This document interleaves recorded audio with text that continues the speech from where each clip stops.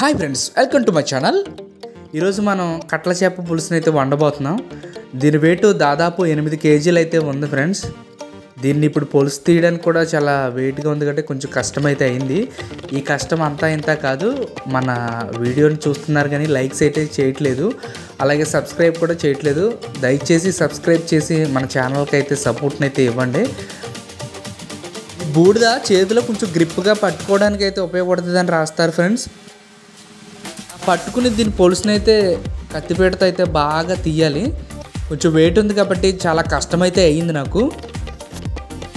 బేసిక్గా ఈ పెద్ద పెద్ద చేపలు చేయడం చాలా కష్టమైతే అవుతుంది. మార్కెట్కి వెళ్ళి చేపించుకొద్దామని అనుకున్నాను కానీ ఫ్రెండ్స్ టైం అయితే కుదరలేదు. నేనైతే చేస్తున్నాను కానీ ఓకే, ప్రాపర్గా అయితే రాదు కానీ కొంచెం పర్వాలేదు. ఇప్పుడు దీని పులుసుని అయితే తీసి ఇప్పుడు శుభ్రంగా వాటర్తో అయితే బాగా క్లీన్ చేయాలి ఫ్రెండ్స్ దీన్ని.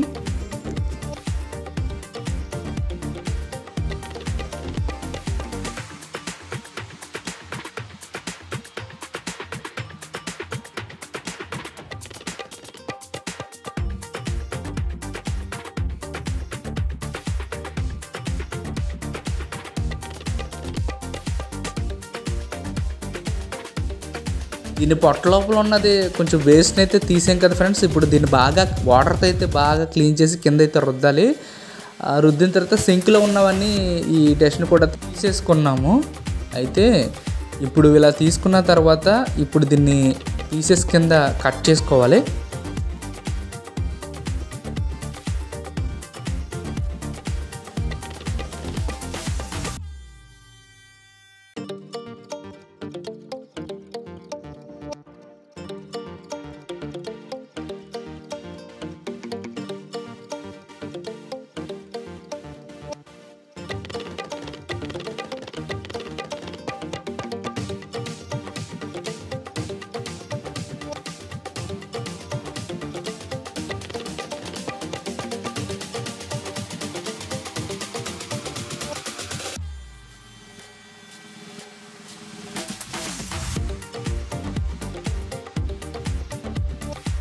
ఇలా హెడ్లను కట్ చేసుకున్న తర్వాత దీన్ని పొట్ట కింద ఉన్న భాగాన్ని ఇలా అయితే కట్ చేసుకుని అప్పుడు పీసెస్ కింద అయితే కట్ చేసుకోవాలి. అప్పుడు కట్ చేసుకోవడానికి కొంచెం ఈజీ అవుతుంది.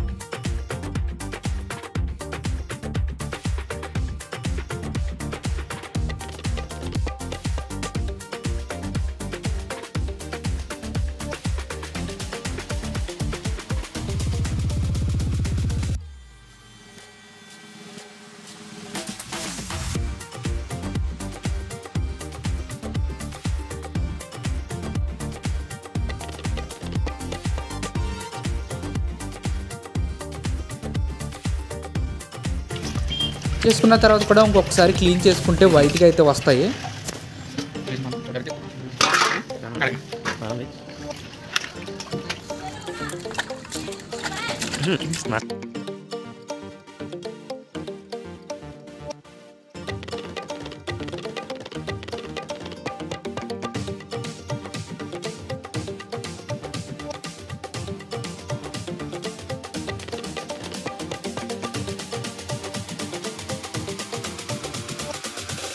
క్లీన్ చేసుకున్న తర్వాత కొంచెం ఉప్పు అయితే వేసుకుని ఇలా కూడా బాగా క్లీన్ చేసుకోవాలి.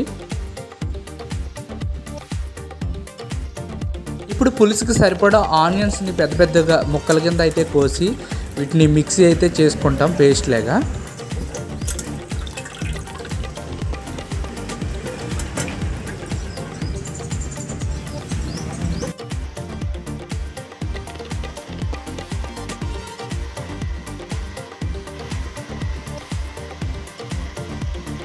మామూలుగా కట్టెల పొయ్యి మీద వండడం వల్ల టేస్ట్ చాలా బాగుంటుంది. ఇప్పుడైతే కట్టెల పొయ్యి మీద అయితే ప్లాన్ చేసాం.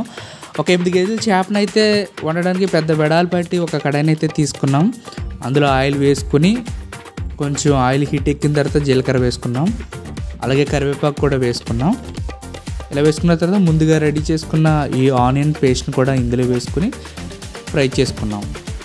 పాతకాలంలో కట్టెల పొయ్యి మీద అలాగే మట్టి కుండల్లో వండేవారు. మేమైతే పిండి వంటలకు మాత్రమే కట్టెల పొయ్యి మీద వండుతాం. అలాగే ఈ చేపల కూరను అయితే ఇలా కట్టెల పొయ్యి మీద అయితే ప్లాన్ చేసాము. ఇలా ఆనియన్స్ వేగిన తర్వాత ఒక 6 గ్రీన్ చిల్లీని అయితే చీలికల కింద చీల్చుకొని వేసుకుంటాం. తర్వాత పసుపు అలాగే కళ్ళుప్పును కూడా వేసుకుంటాం. ఇలా వేసుకున్న తర్వాత రెడ్ చిల్లీ పౌడర్ని కూడా వేసుకొని గరిటెతో ఫ్రై చేసుకొని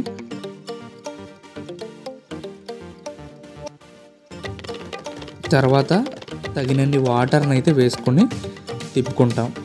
ఇలా తిప్పుకున్న తర్వాత దీనిపైన మూతనైతే పెట్టేసుకుని ఒక పొంగు వచ్చిన తర్వాత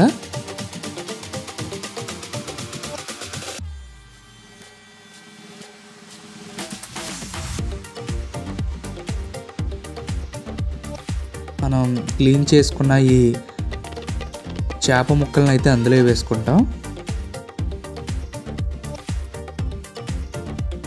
చూసారు కదా, కొంచెం వెడల్పుగా ఉండడం వల్ల ఈ ఫిషెస్ అయితే ఇందులో బాగా కుక్ అవుతాయి. అలా చేప ముక్కలను వేసుకున్న తర్వాత గరిటెతో అయితే మొత్తం అయితే తిప్పుకోవాలి. ఇలా తిప్పుకున్న తర్వాత మరలా మూతని పెట్టేసుకుంటాం.